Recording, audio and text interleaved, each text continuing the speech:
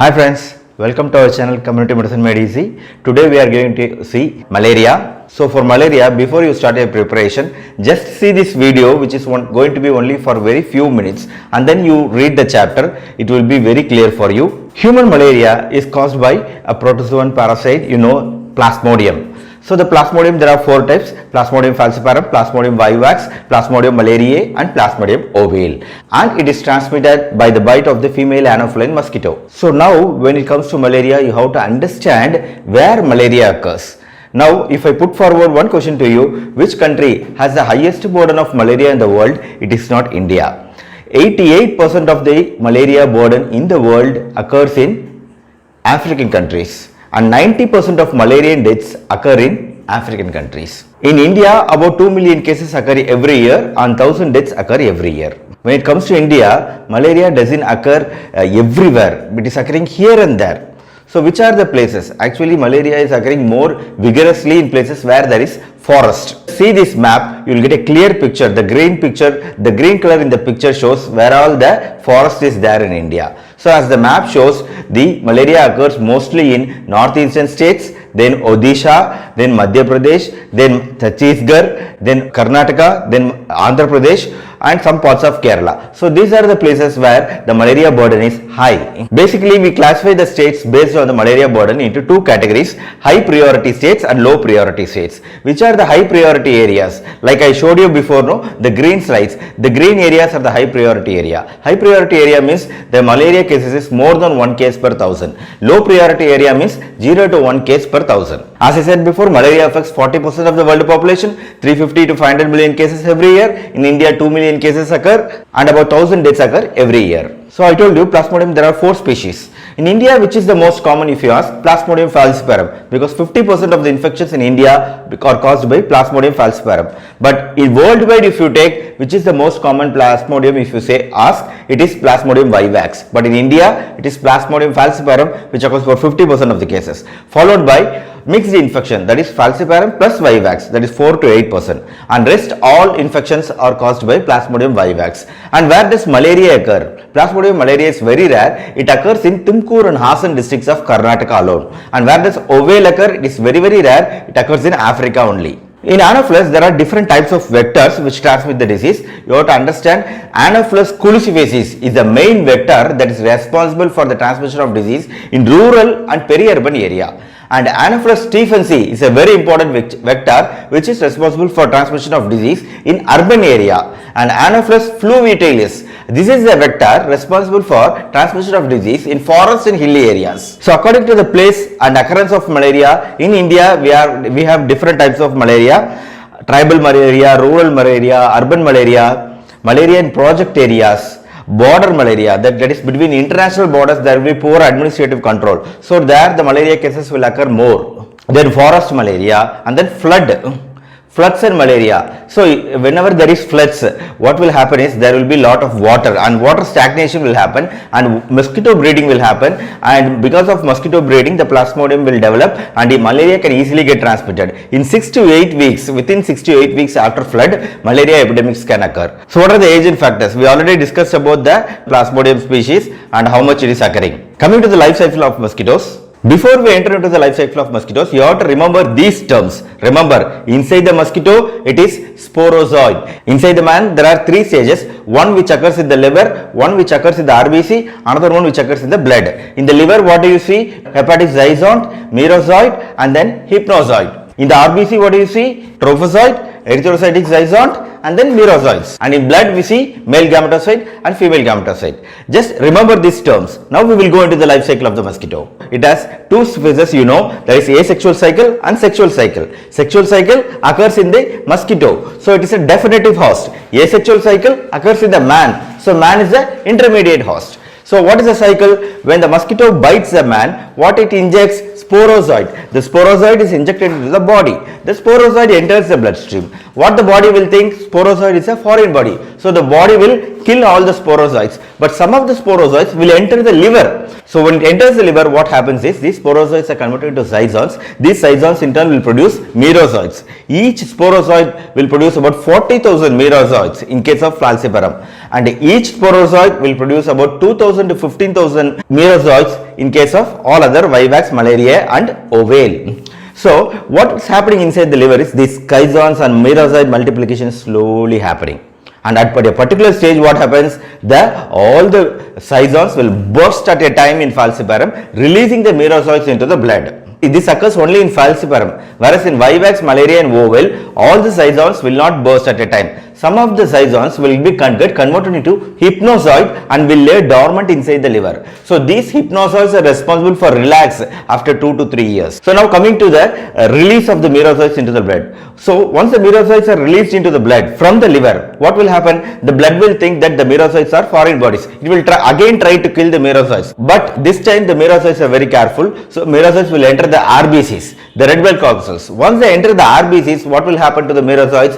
The merozoites will get into a cycle of trophozoite, erythrocytic chizon, and then once again merozoites will be released from the RBC by the bursting of RBC. This bursting of RBC is responsible for the chills and rigors and fever which you see in malaria fever. But all the merozoites which enter the RBC is not getting converted into chizons.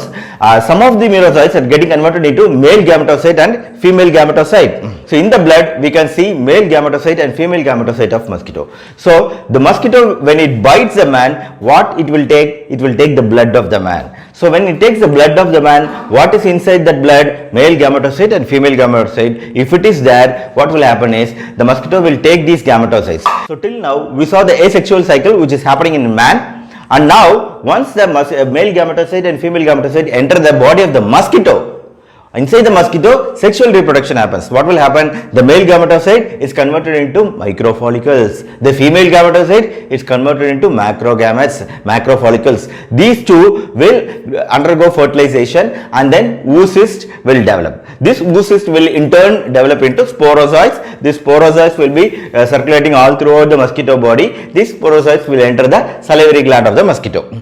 So this is the mosquito cycle. So this is the picture again showing the cycle in mosquito where sexual reproduction takes place, and asexual cycle in the human beings where the asexual reproduction takes place. Coming to the reservoir of infection, there are so many factors. Age, which is the most commonly affected? All ages, but children are severely affected. Sex, the males are more commonly affected. Race, in malaria it's a very interesting thing. When a person has HbS, AS type of hemoglobin, he is protected from falciparum malaria. When a person's RBC is Duffy negative, he is protected from malaria. Pregnancy, of course, is a danger for malaria. The pregnant women, when they get pregnant and they get malaria, what will happen is the fetus will undergo intrauterine growth retardation. Sometimes there could be intrauterine fetal death, there could be premature labor. So lot of complications can occur in pregnancy if malaria occurs during pregnancy. Ill ventilated houses where there are many dark corners. So these are the dark corners are very favorite place for mosquito. It will go and rest there. Season. So the malaria is which commonly occurs in which season? Rainy season, especially from July to November. That is a peak month for occurrence of malaria. The 20 to 30 degrees Celsius is favorable for mosquito. If the temperature is below 15 degrees Celsius, mosquitoes will die. If the temperature is above 35 degrees Celsius, mosquitoes cannot survive. Humidity. We need at least more than 60% humidity for the mosquito population to multiply and transmit malaria. Altitude. If the height is more than 2500 meters above the ground level, the mosquitoes cannot survive. Man-made malaria is a very specific form of malaria which occurs in cities where there is water stagnation, dams and construction activities. Lot of things are going on in cities. So there man-made malaria is common. So the vectors, where the breed. So the breeding, resting, biting, critical density, vectorial capacity, resistance to insecticide, there are so many things. Coming to the breeding, Anopheles fluviatilis breeds in moving water, Anopheles sundicus breeds in brackish water, Anopheles stephensii breeds in overhead tank, fountain and cisterns. What are the resting habits? The mosquitoes always prefer the dark corners of the house, like under the hanger, shirts are hanged, under the hanger, under the bed, in the walls, dark corners of the walls. These are the places the mosquitoes will go and rest. So these are the places where we spray the insecticide. Then biting. So the mosquitoes, the anophelines are nocturnal biters. They bite only in the night. Critical density, it's a very important factor in transmission of malaria. For Anopheles colifacius, there should be high density of Anopheles colifacius. Only then Plasmodium will get transmitted, malaria will occur. So Anopheles colifacius, you remember, it is a rural vector. And in case of Anopheles fluviatilis, it is very low density of mosquito population is enough to transmit. That's why in hilly and tribal areas, malaria is more common because of Anopheles fluviatilis. So what is the mode of transmission? Vector borne. The most 99% it is only mosquito bite, but rarely direct transmission can occur, and very rarely congenital transmission. The mother is getting malaria, it is transmitting to the fetus. It can occur, but it's very rare. Coming to the incubation period varies between 12 to 18 days depending upon the species. Coming to the clinical features, you have to remember just two things. Every 3 days fever will occur, or every 4 days fever will occur. So that every 3 days is tertian malaria. 3 days, you remember 3 species, that is Plasmodium falciparum, vivax and ovale. All 3 follow the 3-day pattern, except malariae, which follow the 4-day pattern. That's why it's called quartan malaria. So malaria as a disease, you have to understand it has 3 stages: cold stage, hot stage, sweating stage. In cold stage, what will happen? The patient will have severe, intense cold, and suddenly followed by hot stage. He will feel intense burning hot all over the body. He will remove his clothes, everything, and he will feel very hot and drowsy. And then this is followed by sweating stage. Suddenly the fever will drop down and he will have profuse sweating, and the patient will be, by this time, will be really tired. He will just sleep away. So there is one species in malaria which can cause complications, and that is Plasmodium falciparum, which is the most common in India. So you have to remember, Plasmodium falciparum can cause cerebral malaria, it can cause acute kidney failure, there is black water fever, and there are so many other complications that can occur with Plasmodium falciparum. But fortunately, falciparum will not cause relapse. So what is the lab diagnosis of malaria? We have blood examination, which is a gold standard for identifying exactly the Plasmodium parasite in the blood. But also we have antibody test, also we have rapid diagnostics test, and the recent thing is PCR. And you have to remember, for diagnostic purposes, the gold standard is blood film examination, where we take thick and thin smear examination. So this is a thick and thin smear examination, which you would have already studied in microbiology, where you can see the Plasmodium. And then what is the use of antibody test? The antibody test, by the time you see the antibody, the malaria will be already cured. So antibody test, where it is used only to see whether the patient is positive or not for malaria. So the antibody test is used only in epidemiological studies. What is the use of RDT? Now it is a recent invention. Once the RDT test is very effective in identifying the malaria at field level, because it is very rapid. Within 2 to 10 minutes you will get the result. So this is a blood examination where you can see the stiffness jost. You have to how do you stain the malarial parasite? With the Giemsa stain. So in community medicine, you have to definitely write about this thing, the measurement of malaria. So how do we measure the malaria? In pre-eradication era, what measures we did? In eradication era, what measures we did? Pre-eradication era, basically we saw the spleen rate, like children between 2 to 10 years of age, how many percentage of children had their spleen enlarged. That is what we were seeing in the spleen rate.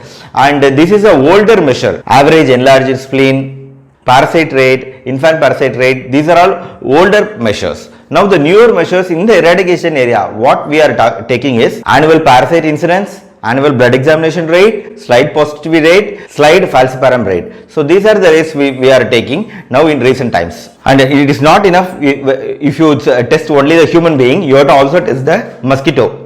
To test the mosquito, what do? We see human blood index, like we catch the mosquito and see how many percentage of mosquito have human blood. We have sporozoid rate. We catch the mosquito and see how many mosquitoes have sporozoid in their salivary gland. Mosquito density, like per man hour catch. Every hour, how much is the man catching, that much is the density. So these are the various indices we use to measure how much is the malaria problem in a particular community. So what is the drug management for malaria? You remember very simply few things. One is Vivax. There is falciparum, the treatment is different. For others, the treatment is different. When it comes to Vivax, what is the main mode of treatment is chloroquine, because we have the relapse So we are, in addition to chloroquine, we also use primequine. Chloroquine 25 milligram per kilogram and primequine 0.25 milligram per kilogram. And what other things we use? The recent thing is what we are using by WHO recommended thing is artemisinin based combination therapy. We use artesunate as a combination therapy. You just see the fourth one, artesunate plus sulfadoxine pyrimethamine. This is what we use all over India except northeastern states. The northeastern states, the sulfadoxine pyrimethamine is found to be resistant. They have developed a tolerance to the drug. So instead of artesunate and sulfadoxine pyrimethamine, they use lumefantrine. Now in addition to it, doxycycline, tetracycline and other group of antibiotics are used when it comes to cerebral malaria. During pregnancy, in first trimester we can give only quinine as the drug. We cannot give any other drug. But second trimester and third trimester we can use artemisinin based combination therapy. So when it comes to drug treatment, just you remember these core points. So when it comes to vector control, always you remember these four things in vector control. Write these side headings. This is very important. Anti-adult measure, anti-larval measure, personal protection and source reduction. Write these four headings. Everywhere for vector control, these are the four things. You have to address these things. Coming to the anti-adult measure, what do we use? We use insecticide. We use DDT. That DDT is now developing resistance. So instead of DDT, we are using malathion and phenytothioin we use. That is indoors we spray. Inside under the cot, over the hanger, wherever the dark areas, over the walls indoor, we spray DDT. And outside the house, suppose if it is forest malaria, like flu vitialis is a vector, it will come and bite the man and it will go back to the forest. For that we have to use space sprays, pyrethrum based extracts can be used. For anti-larval measure we use Paris green and we can use insecticide abate, or sometimes we can use fishes like Gambusia apodis which will eat the larvae of the mosquito. So for the personal protection, avoid mosquito bite, wear long sleeved dresses, apply mosquito repellent creams. These are the personal protection measures.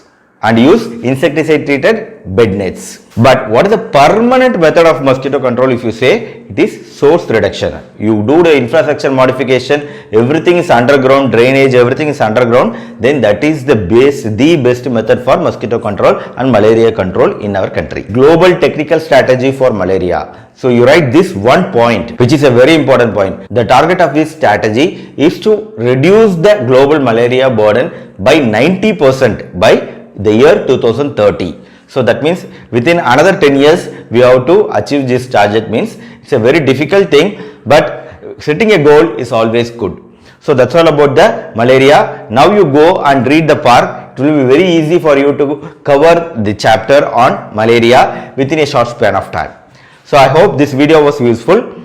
If you find this video useful, kindly like this video and subscribe my channel, Community Medicine Made Easy. And subsequently, I am going to put more videos like this. Meet you all in the next video. Until then, goodbye from Dr. Karthikeyan.